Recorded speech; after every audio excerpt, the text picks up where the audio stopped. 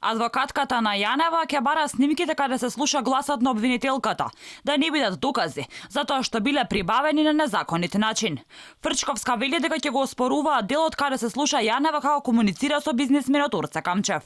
Сега ќе треба да видиме и тие докази дали ќе може да бидат искористени како докази во кривичната постапка. Да, бидејќи не може да се поистоветат снимките кои што специјалното јавно обвинителство ги третираше како докази и овие па бидејќи легалитет на снимките од нелегалното прислушкување беа озаконети со Законот за специјално обвинителство.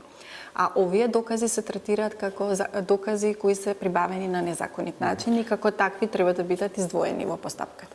Ваквата изјава на Фрчковска ја разбранува јавноста, особено познавачите на оваа тематика, кои велат дека ваквото барање е надвор од секоја правна, но и здрава логика. Новинарот Саша Димовски, кој го познава и следи правосудниот систем, биле дека е нонсенс тоа што го зборува Фрчковска. Оти пред се треба да биде ставен на прво место јавниот интерес, а не личните интереси и конекции на Јанева. Тој истакна дека барањето на снимките да не бидат докази е еклатантен пример за двојни аршини, договорени со партијата на власт. Замислете бомбите да важат или нелегално собраните материјали за сите оние за кои се водело постапки, а да не важат само за криминалот на таа која требало да ги гони врз основа на нелегално стекнатите бомби. Меѓутоа, реакцијата на адвокатката и нејзината елоквенција, да не може да состави една цела реченица вчера, ми кажува дека само е едно фрлање на магла во јавноста и сега ние треба се занимаваме со денови да дебатираме дали снимките ќе важат или нема да важат само за Катица и за Боки, а за сите други требало или не требало да важат.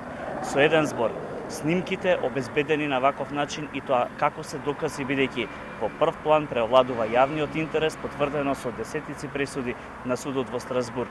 Инаку во вторник на распит во обвинителството за организиран криминал е повикана Катица Јанева. Таа по втор пат ќе се најде пред обвинителката Вилма Русковска. Предходно Јанева беше повикана во својство на лице од кое се бараат потребни известувања, пошто веќе следниот ден беше уапсена. Инаку досега адвокатката на Јанева бараше екс-шефицата на СЈО да се брани од слобода со депонирање на соодветна гаранција во недвижен имот. Но судот го одби барањето, па по барање на обвинителството и го продолжи притворот за нови 30 дена за решетките во Шутка. Остануваат спорните моменти на брифинзите на Фрчковска со премиерот, но и писмата од Јанева, за кои надлежните од непознати причини не ги споделуваат со јавноста.